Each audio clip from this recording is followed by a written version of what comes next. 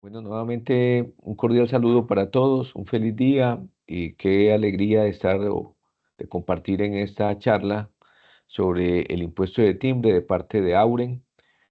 Se han conectado de las oficinas de Auren Colombia y vamos a tratar esta charla sobre el impuesto de timbre en el estado de conmoción en los decretos que emitió el gobierno. La charla tendrá cerca de 40 minutos. Estará a cargo de nuestra directora legal y de impuestos, Lady Viviana Orjuela. Lady es abogada de la Universidad Pontificia Bolivariana, especialista en Derecho Comercial, especialista en Gestión Tributaria Internacional, magíster en Tributación de la Universidad de los Andes y de docente universitaria. Entonces les dejo en compañía con Lady y al final, pues si hay inquietudes, preguntas, por favor nos las hacen por el chat y trataremos de resolver las inquietudes y preguntas. Bienvenidos y Lady, adelante. Raúl, muchas gracias y bueno, gracias a todos los que siempre nos sacan ese espacio en su agenda cuando hacemos estas charlas, pues que son para nuestros clientes y nuestros colaboradores. Como ya les compartió Raúl, vamos a conversar hoy en este ratico acerca del impuesto de timbre en el marco del estado de conmoción interior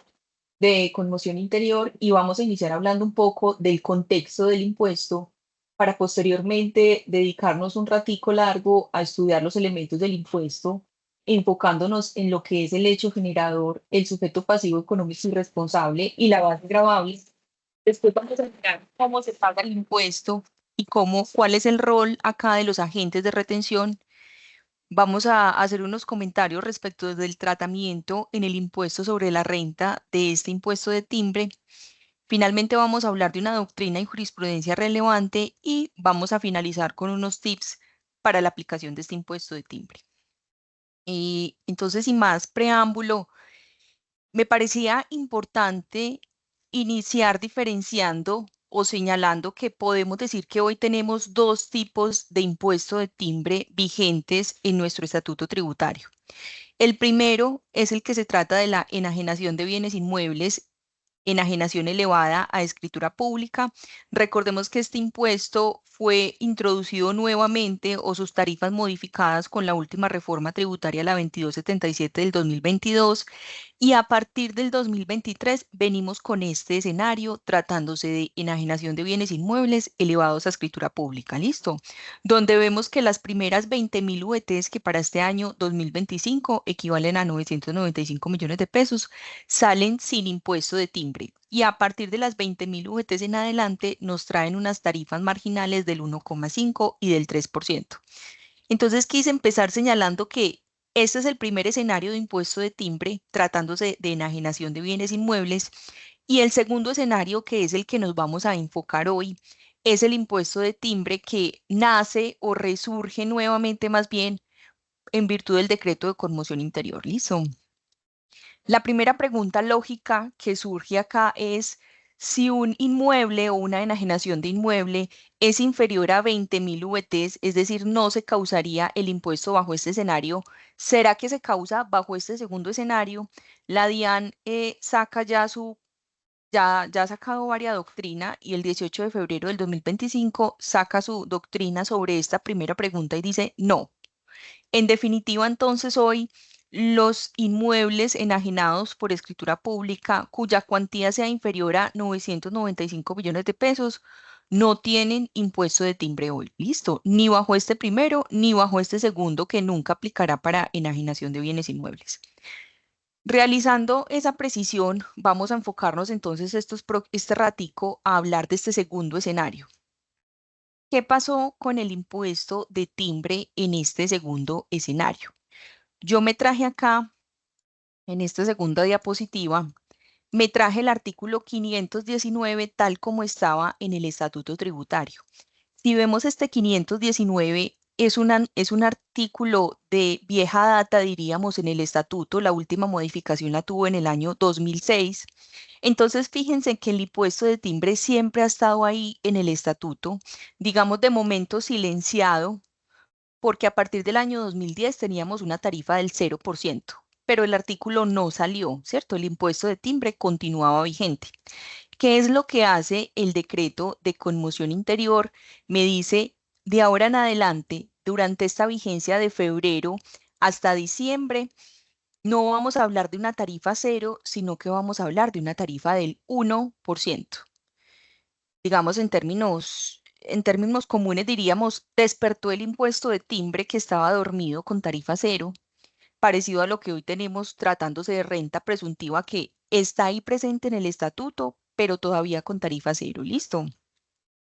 Entonces, entendiendo que lo que hace este decreto es modificar transitoriamente esa tarifa al 1%, devolvámonos acá y miremos qué nos trajo o qué nos trae ese artículo 519 que hemos tenido siempre ahí en el estatuto. Nos dice, el impuesto de timbre se genera sobre documentos públicos o privados en los que se haga constar, miremos entonces acá estas palabras que subrayo en negro, en negrilla, constitución, existencia, modificación o extinción de obligaciones, al igual que su prórroga o cesión, siempre y cuando su cuantía supere 6.000 VTs e intervengan entidades públicas, personas jurídicas o comerciantes con ingresos superiores a 30.000.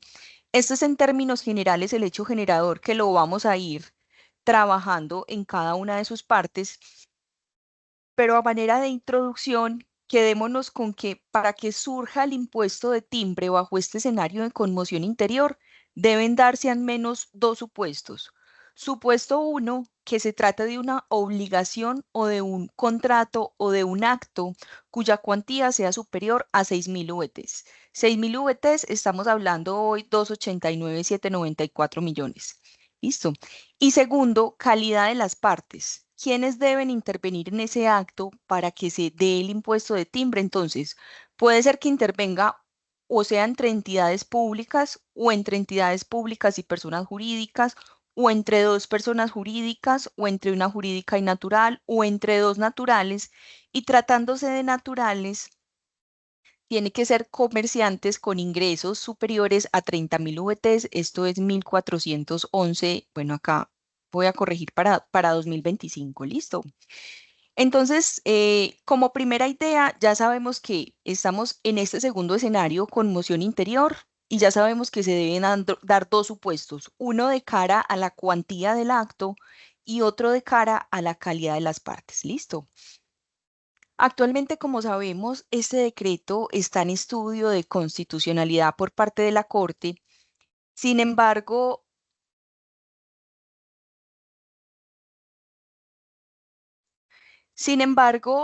importante tener en cuenta los efectos de la constitucionalidad o de la inconstitucionalidad en materia de impuestos y siempre son efectos SNUNC.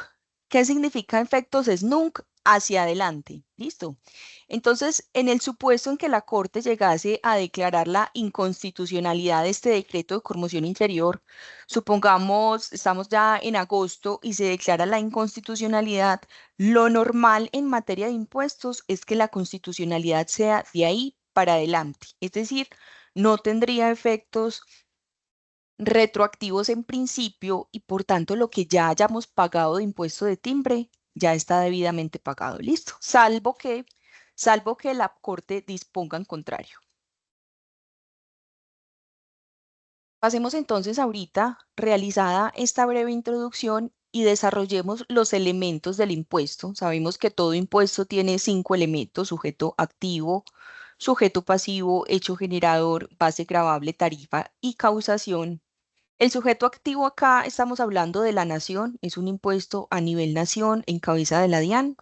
Sujeto pasivo, entonces voy a ir desarrollando sujeto pasivo, hecho generador, base gravable y voy a ir haciendo comentarios particulares o ahondando en cada uno de estos elementos. Entonces, el primer elemento importante es el sujeto pasivo. Y cuando hablo de sujeto pasivo es quién asume el pago del impuesto por una parte y por otra parte, quién es el encargado de pagárselo a la DIAN. Listo. Ese artículo 519 que veíamos ahorita me decía, por un lado están las entidades públicas, por otro lado están personas jurídicas o asimiladas, por otro lado están personas naturales comerciantes con ingresos superiores a 30.000 UETs. Listo. Quienes actúen, es decir, si una de estos tres tipos de personas actúan como otorgantes, aceptantes, emisores o suscriptores de documentos. Listo. Entonces vámonos con un primer ejemplo para que entendamos el sujeto pasivo. Si yo suscribo, yo empresa, SAS, suscribo un contrato de prestación de servicios con otra SAS. ¿Y quiénes son los otorgantes en ese contrato de prestación de servicios? Ambas partes, porque fíjense que la norma habla siempre en plural. Ambos otorgantes, ambos aceptantes, ambos emisores. Listo. Entonces, desde la concepción del sujeto pasivo, ambas partes que suscriben ese documento que supera esa cuantía van a ser sujetos pasivos.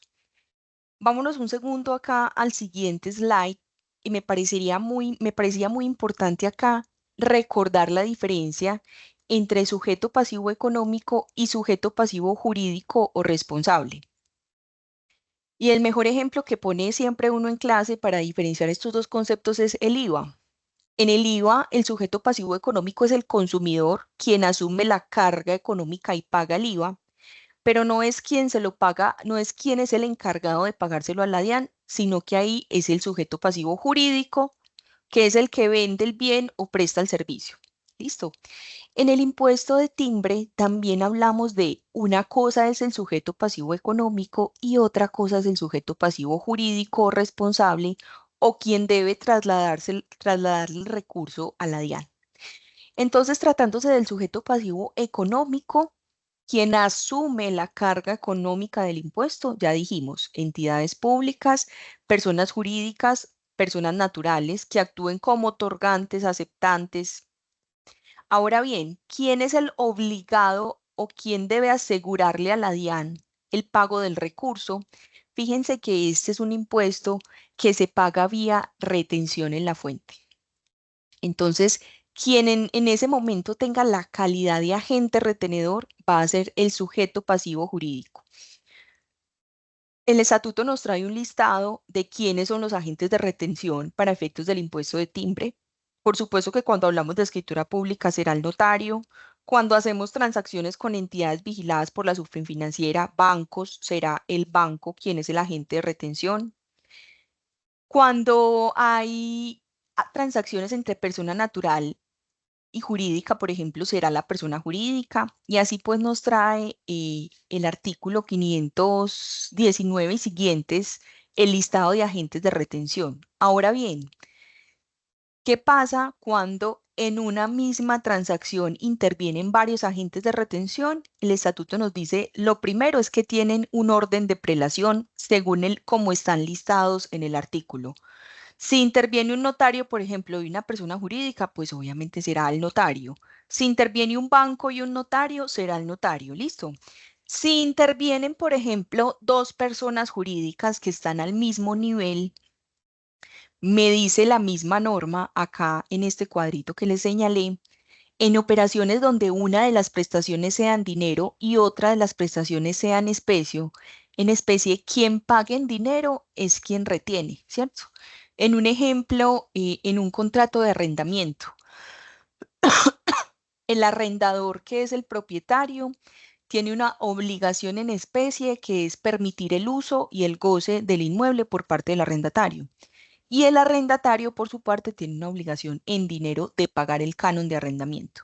Según esta regla, como este contrato del que estamos hablando es suscrito entre dos personas naturales, acá será el arrendatario quien esté obligado a practicar la retención en la fuente y pagársela a la DIAN. Entonces será el arrendatario el responsable o el sujeto pasivo jurídico. Pero quienes asumen o pagan el impuesto ahí. Entonces fíjense nuevamente, la norma dijo otorgantes, aceptantes.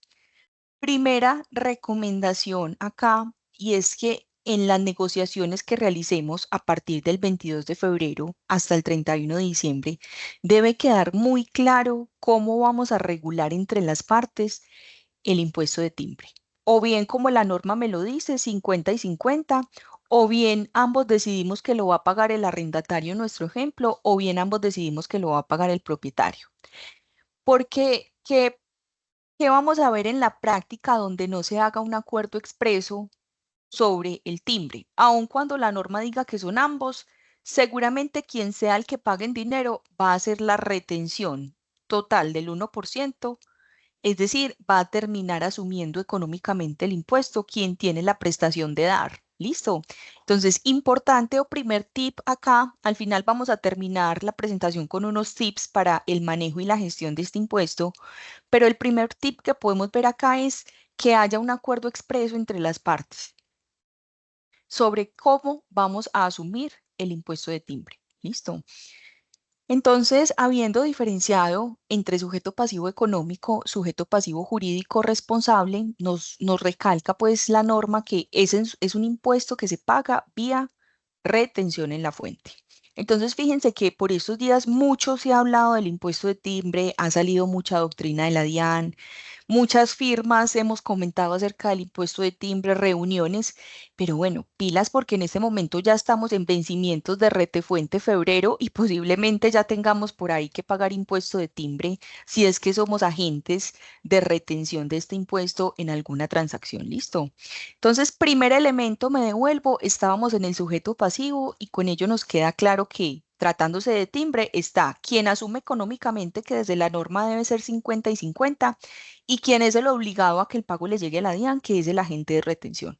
Recomendación, pactar expresamente entre las partes cómo se va a pagar ese impuesto de timbre. Segundo elemento determinante en cualquier impuesto es el hecho generador. ¿Qué es lo que hace que el impuesto nazca al mundo jurídico, cierto? En el caso del impuesto de timbre, fijémonos que es un impuesto de carácter documental e instrumental, ¿sí?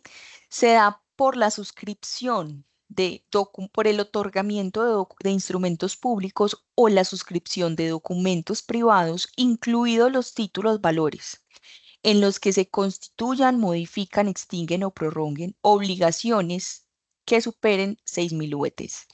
Vámonos entonces a hacerle un zoom acá a este hecho generador y me voy a adelantar acá en mi presentación para que hagamos varias anotaciones importantes del hecho generador. Entonces, lo primero, ya sabemos que es un impuesto documental y de causación inmediata.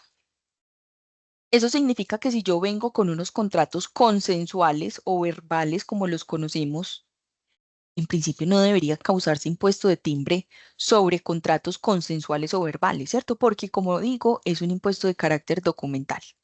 Lo segundo es que es un impuesto de causación inmediata, así como lo es el IVA. Cuando yo voy y compro un par de zapatos, inmediatamente pago el IVA en la caja. Este impuesto de timbre es de causación inmediata. ¿Qué significa de causación inmediata acá? Al momento en el que se suscriba el documento, se causa el impuesto por la totalidad de la cuantía del documento. ¿Listo? Y por ende, en el periodo siguiente, en el mes siguiente que se paga, por ejemplo, la retención en este mes estamos pagando retención de febrero, voy a tener que pagar la totalidad del impuesto de timbre vía retención por los actos que suscribí en febrero, desde el 22 de febrero. Vamos a ver ahorita que tratándose de la base gravable, pues hay unos escenarios que no son tan claros porque yo puedo tener contratos de cuantía indeterminada, de duración indefinida, vamos a hablarlo, pero me parecía importante hacer esta precisión en el hecho generador. Entonces, hecho generador es un tema documental, es un impuesto que se causa por la suscripción de documentos y es de causación instantánea o inmediata, es decir, en el acto de suscripción, cuando ese acto cumple los supuestos de la norma, es decir, superior a 6.000 VTs, causo el impuesto de timbre. ¿Listo? Tratándose de la causación, y la primera pregunta que le hacían a la DIAN es, ¿qué pasa si yo suscribí, por ejemplo, un documento o un contrato que supera 6.000 VTs, pero lo hice el 1 de enero o lo hice en diciembre? Fecha en la cual todavía no estaba vigente el impuesto de timbre, porque acá en la causación observamos que el decreto de conmoción tiene efectos desde el 22 de febrero 2025 hasta el 31 de diciembre 2025. Entonces le preguntan a la DIAN, bueno, dígame, DIAN, ¿qué pasa si yo suscribo un contrato, por ejemplo, el 1 de enero, fecha en la cual todavía no estaba vigente el decreto? Pero claro, ese contrato va a durar 12 meses y durante 12 meses yo voy a hacer pagos en virtud de ese contrato. ¿Será que causa timbre por los pagos posteriores al 22 de febrero? Sobre esto ya hay doctrina de vieja data porque, como les digo, el timbre es un impuesto que viene desde hace muchos años y ya tiene muchos pronunciamientos del Consejo de Estado. Y en su momento el Consejo de Estado dice, no, como es de causación instantánea e inmediata, si en el momento de la suscripción del documento no estaba vigente la tarifa, los pagos que se realicen de ahí en adelante, incluso ya en vigencia de una nueva tarifa, no tendrán timbre. Sin embargo, sale el concepto del 5 de marzo de la DIAN, donde la DIAN cambia su posición. ¿Y qué dice la DIAN? En los contratos de cuantía indeterminada, tratándose de contratos de cuantía indeterminada, que ya vamos a ver cuáles son, suscritos antes del 22 de febrero, el hecho generador se configuró al momento de la suscripción. No obstante, dado que la base gravable se define en cada pago, la tarifa aplicable será la vigente en el momento que se efectúen los pagos. Esta doctrina del 5 de marzo ha generado todo tipo de críticas porque es una posición, discúlpenme la expresión, acomodada de la DIAN y es una posición de que en definitiva ninguna firma va a adoptar. La concepción general que hay en el medio es si el documento se suscribió antes, aun cuando se ejecute durante la vigencia de esta tarifa del 1%, por ser un impuesto de causación inmediata, no hay lugar al impuesto de timbre. En todo caso, acá, pues como recomendación adicional, es una tarifa nueva, es un tema novedoso, se está hablando mucho de él y hay que hacerle seguimiento constante a cómo avanza la doctrina de la DIAN, cómo avanzan los pronunciamientos de las diferentes posiciones doctrinales, e irnos moviendo de manera que ello avance. Listo. Entonces, con ello hemos hecho ya comentarios importantes en lo que es el sujeto pasivo como primer elemento y lo que es el hecho generador como el segundo elemento. Vámonos al tercer elemento que es tan importante como los dos primeros y es la base gravable. ¿Cómo determino cuál es la base sobre la cual yo voy a aplicar la tarifa del 1%? Listo, entonces me voy acá a mi slide de base gravable y vemos que tratándose de contratos pueden, pueden darse varios supuestos. Y me hice como un cuadrante acá para que los entendamos. Puede que yo esté en un contrato de duración definida porque lo suscribí, por ejemplo, a 12 meses. O puede también que esté en un contrato de duración indefinida. Suscribimos hoy, 1 de enero, un contrato de servicios o un contrato de suministro de bienes, pero decimos, vamos a mantenerlo indefinidamente y si en algún momento lo queremos terminar, pues que cada una de las partes dé un preaviso mínimo de 2 meses, por ejemplo. Entonces, ahí en ese segundo escenario, yo no conozco de entrada cuál es la duración del contrato. Pero adicional a la duración, que lo tengo en este eje, en este otro eje tengo la cuantía. Puede que el contrato sea de cuantía determinada. Vamos a suscribir un contrato de arrendamiento a 12 meses con un canon mensual de 25 millones de pesos. Escenario fácil, diría uno, pero también puede que la cuantía sea indeterminada. Vamos a pactar el canon no como un precio fijo, sino como un porcentaje de ventas, por ejemplo. Entonces, según cada uno de los cuadrantes, la norma me va trayendo unas reglas. Cuadrante 1 o escenario más fácil, diría uno, y es cuando la duración está definida y la cuantía está determinada. Y en un ejemplo fácil, pues un contrato de arrendamiento de un local comercial por un año, por 12 meses, con un canon mensual de 25 millones de pesos. Supongamos que ese contrato de arrendamiento lo suscribí el 25 de febrero del 2025. ¿Qué va a pasar ese 25 de febrero del 2025 cuando las partes van y firman el contrato por 12 meses con un canon de 25 millones? Ah, pues la norma me dice, bueno, la cuantía y la duración son definidas, el contrato por esos 12 meses vale 300 millones de pesos, es decir, que el 1% del timbre me vale 3 millones de pesos. Señores suscriptores del contrato, páguenme el impuesto de timbre. ¿Quién paga en este caso? ¿Quién? Las dos partes, si nada se dijo, ¿cierto? O si lo acordaron, arrendador o arrendatario según lo hayan acordado. ¿Y quién es el agente de retención? Arrendatario, que es el que paga la prestación en dinero. ¿Listo? Entonces, escenario uno, duración definida, cuantía determinada. Escenario 2, duración definida, pero cuantía indeterminada. Hablemos acá del mismo contrato, pero hablemos de un contrato de concesión de espacio publicitario, por ejemplo, en un centro comercial a un año. Yo sé que la duración es definida de 12 meses, pero ¿cuál será la cuantía si resulta que el canon está dado por el porcentaje de ventas del anunciante ahí, ¿cierto? En esos casos, la norma me dice, la cuantía será la sumatoria de los pagos periódicos durante la vigencia, pero se causan en cada pago. Entonces me voy acá a un ejemplo para que lo entendamos un poco más fácil. Y resulta que yo tengo ese contrato de concesión de espacio publicitario por un año que se va a calcular con base en el porcentaje de ventas. Entonces supongamos que firmamos el contrato el 1 de marzo del 2025. En abril, que se causa el canon producto de ese porcentaje de ventas, voy a decir cualquier cosa, nos dio 100 pesos. ¿Listo? Hasta abril, esos 100 pesos no superan las 6.000 VTs, que son los 298 millones de pesos que vimos atrás. Entonces, en abril no vamos a pagar timbre. ¿Qué pasa en el mes 2 de este contrato de arrendamiento? En mayo. Resulta que en mayo el canon, producto de esas ventas, dio un resultado de 150 y el acumulado va en 250. 100 de abril, 150 de mayo.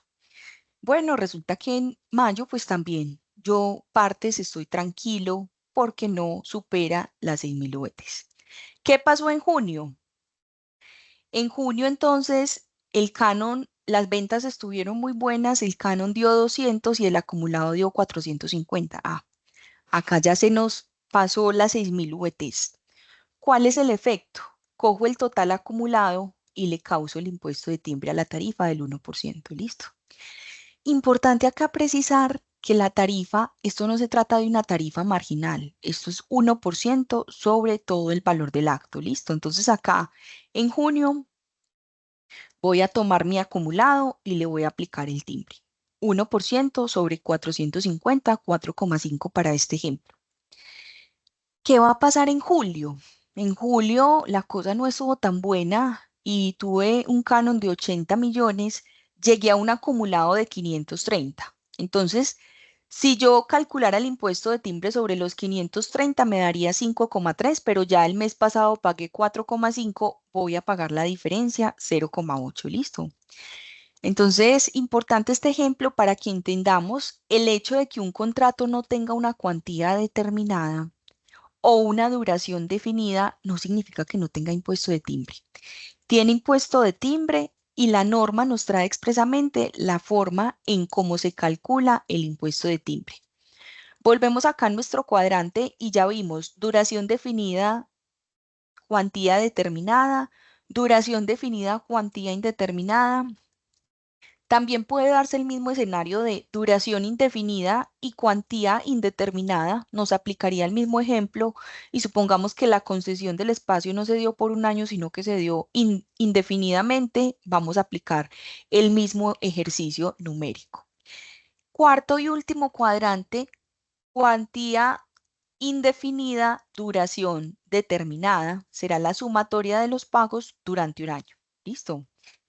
Entonces, habrá que aprender a jugar un poquito con estos escenarios que se nos pueden presentar y que es nuestro día a día. Es muy normal tener contratos de diferentes tipos según la necesidad y el tipo de bienes y servicios que vayamos adquiriendo. Por supuesto que estas memorias que les estamos proyectando acá, como siempre, se las hacemos llegar de parte de Auren porque es para nuestros clientes que construimos este material. ¿Listo? Entonces ya hablamos, me voy a devolver acá. Por ahí veo una manito alzada. Si quieren me pueden ir copiando las preguntas al chat y las vamos resolviendo enseguidita. ¿Listo? Me voy a devolver acá entonces a los elementos de mi impuesto. Sujeto pasivo, hecho generador.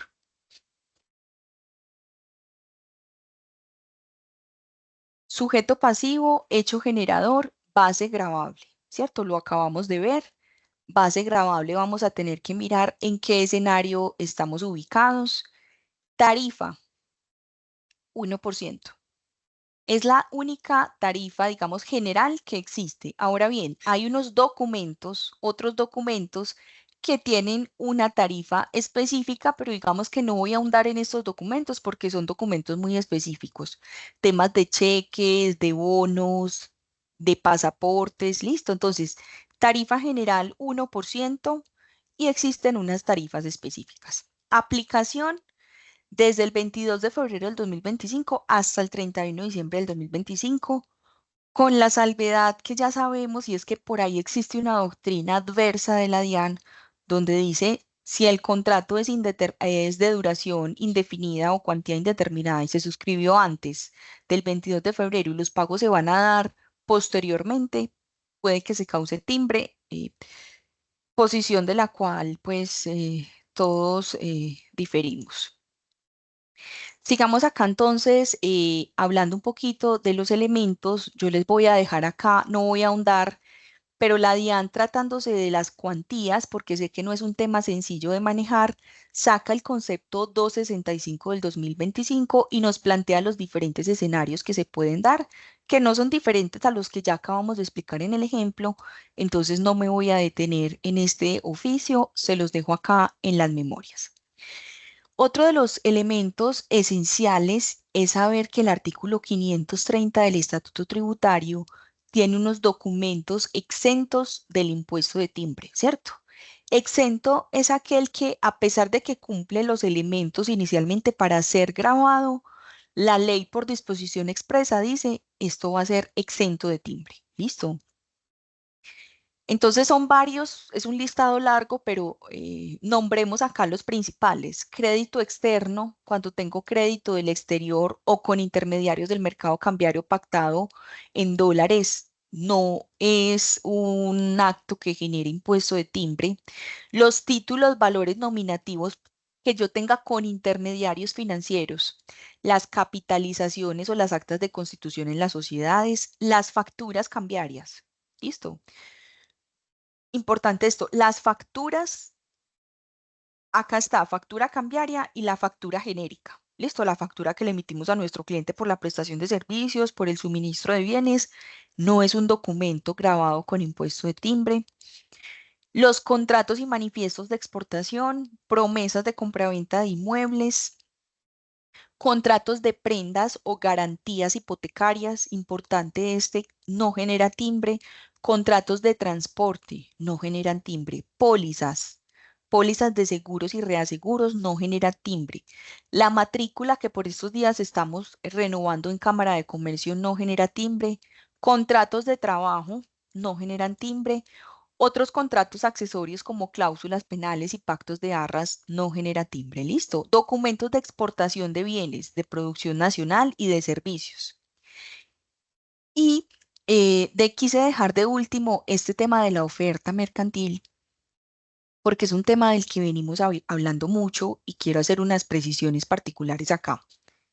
¿Qué pasa con la oferta mercantil? Entonces resulta que este 530 me dice las órdenes de compra o venta de bienes y las ofertas que se acepten con ocasión de la expedición de una orden de compra o venta. ¿Listo? Entonces se nos abre el escenario de la oferta mercantil como un acto exento del impuesto de timbre siempre y cuando cumpla unos requisitos. ¿Cuáles son los requisitos? Sobre esto, la DIAN también emitió su doctrina 3 de marzo del 2025. Perdón, 3 de marzo del 2005, esto es un concepto anterior. Ya enseguida les muestro el concepto vigente. Entonces dice, y dice el mismo decreto único tributario. Cuando la oferta mercantil es aceptada, se concrete mediante un contrato escrito, causa timbre, ¿cierto? Entonces, escenario uno. Voy a pasarme acá que yo tengo un slide de la oferta para que ahondemos en el tema de la oferta.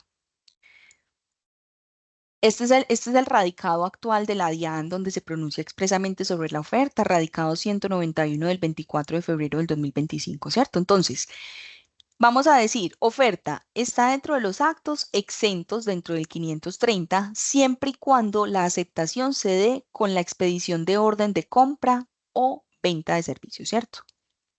Entonces, escenarios con la oferta. Primero, le envié yo toda la oferta al cliente mío. La oferta es una figura regulada expresamente en el Código de Comercio y que si cumple con ciertos elementos, hace las veces de un contrato.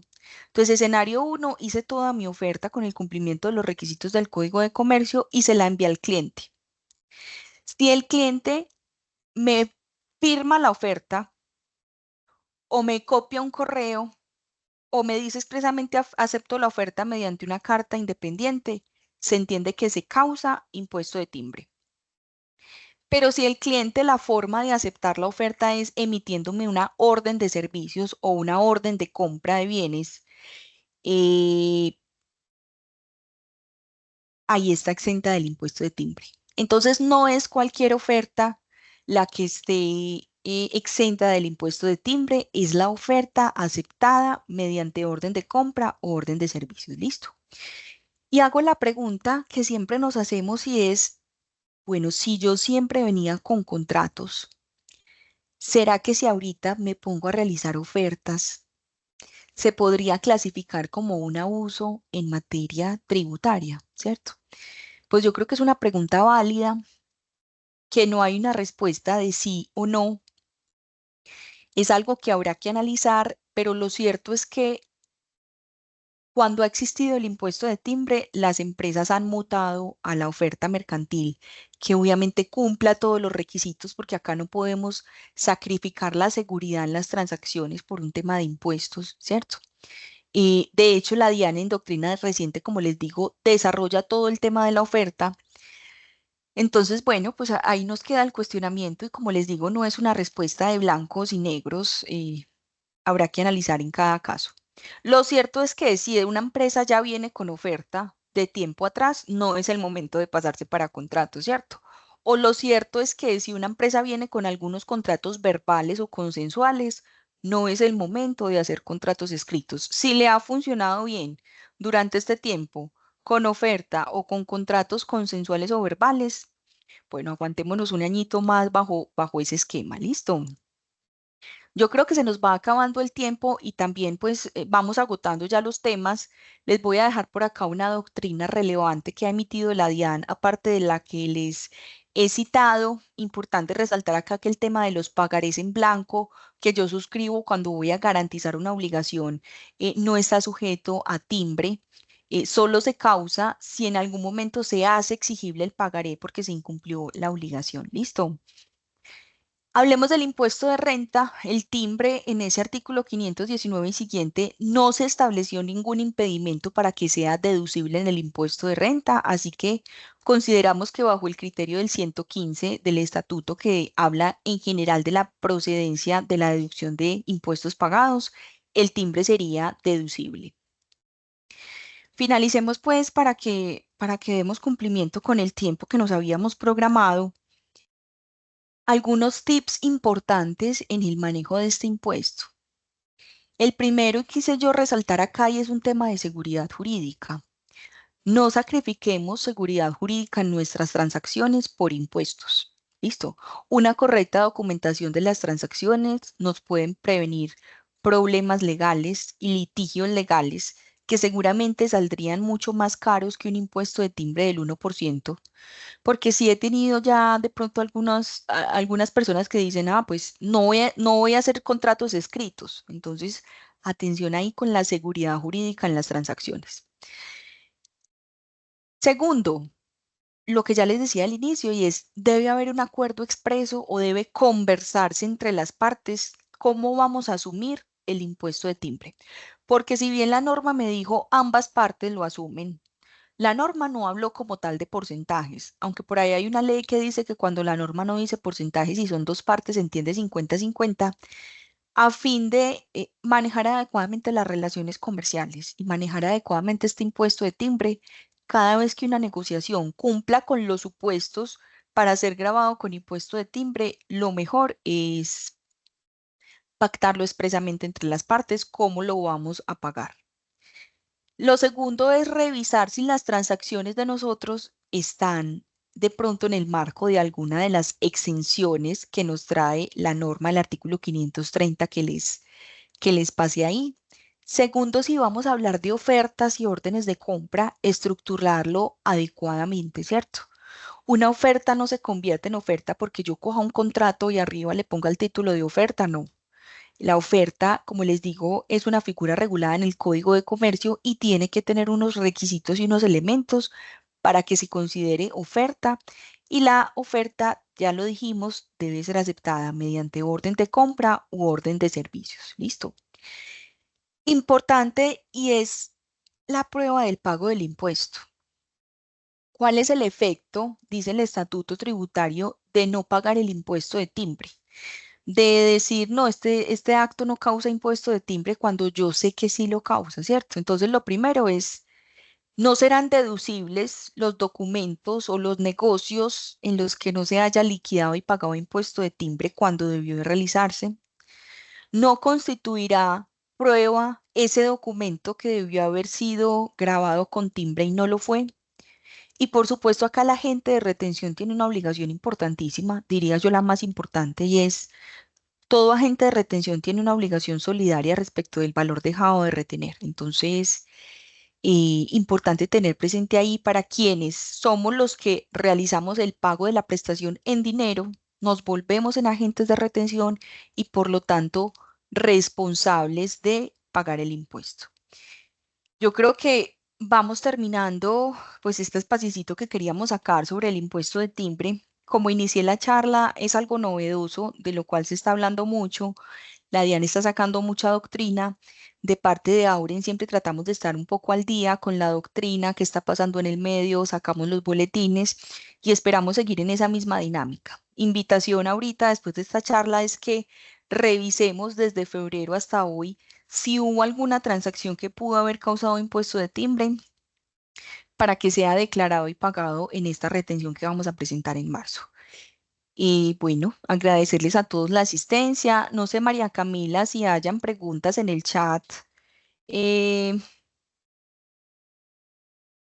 Lady, sí, sí, hay una pregunta que nos hacen y es un contrato de arrendamiento a 3 años, donde tiene un canon de arrendamiento de 12 millones, obviamente colocan que el incremento del IPC más tantos puntos, yo diría que obviemos para la respuesta esa, ese incremento, y entonces el valor del contrato vale 432 millones. sí, bajo ese escenario, Sí, entonces están bajo ese preguntando pues en escenario, esa vigencia del ujú, impuesto qué debería liquidar, es la pregunta que nos hacen, ¿cierto? claro, ¿Cuál es, eh, si el valor del contrato a los 3 años o solamente entendería que sería el del espacio en que estuvo vigencia los ujú, pagos del 22 estando, de febrero al 31 de diciembre, no, así es. es la totalidad del contrato. ¿Por qué es la totalidad del contrato? Porque volvemos al hecho generador. El hecho generador es de causación instantánea, ¿cierto? Se da al momento de la suscripción del contrato. De hecho, la DIAN tiene doctrina sobre eso, ¿cierto? Lo que sí podríamos de pronto agregar a los tips es, si yo todavía no he suscrito contrato, voy a suscribirlo apenas ahorita en marzo, ¿por qué en vez de hacer un contrato a 3 años, si comercialmente da, ¿por qué no hacerlo mejor hasta diciembre y en diciembre miramos cómo está el panorama, ¿cierto? Para que no me coja la cuantía del total del contrato, sino que me coja este espacio. Yo sé que no en todos los escenarios es viable porque, por ejemplo, en los contratos de locales comerciales, donde el empresario invierte tanto en la adecuación de un local, mínimamente se suscribe por 2 años, pues ya será negociación entre las partes. Pero si a hoy el contrato se suscribió después del 22 de febrero y la cuantía por esos 3 años que va hasta el 2027 son los 450 millones, como es de causación instantánea, en el momento de la suscripción se causa sobre la totalidad del contrato, porque eso es el cuadrante de duración definida y cuantía determinada. Gracias, Raúl, por la pregunta. Sí, hay otra, yo creo que se dio la respuesta en la charla. Preguntan o confirmar básicamente si el contrato de arrendamiento entre personas jurídicas, el sujeto económico debe ser ambas partes, 50 y 50. Yo creo que lo, Ujú. lo expresaste, pero reiteremos como Sí, esa respuesta. Estamos de acuerdo que serán ambas partes. Repito, la norma no habló 50 y 50. Por allá hay una norma, pues creo que es Código Civil, que dice que cuando la ley no dice en qué porcentaje se entenderá que es 50-50, pero entonces recomendación ahí, hablarlo directamente con la otra parte y que quede muy claro en la negociación. Y agente de retención ahí será el arrendatario, es decir, quien hace el pago en dinero del canon. Muy bien, no hay ¿Listo? más preguntas, Lady, entonces no, agradecerle esta precisión o aclaración, como lo expresas. Hay muchas todavía inquietudes sobre ese tema del impuesto de timbre, no obstante, ahí se van resolviendo. De resto, pues no, agradecerles a todos la participación. No veo más preguntas en el chat. Y bueno, hasta una próxima oportunidad y creería que vale la pena que en las empresas revisen con su área jurídica la emisión de contratos y hagan como una lista de chequeo con base en si se han emitido contratos. Usualmente el riesgo aquí yo más grande ahora para este impuesto de timbre, sobre todo en este periodo, es que las áreas jurídicas no tengan buena comunicación con el área contable o el área tributaria y por lo tanto se omita pues el pago de este impuesto de timbre y después va a venir la DIAN pues a estar revisando esta modalidad, sobre todo que va a ser fácil sobre todo con los pagos que se dan. Entonces creería que debe haber una verificación exhaustiva de esos pagos que se están haciendo, las cuantías y si eso está respaldado por algún contrato. Bueno, agradecerles y ¿Listo? muchas Muchas gracias, Lady, a usted gracias. y a Gracias, todos la Raúl. participación. Un feliz día Gracias a para todos. todos. Que estén muy bien. Hasta luego.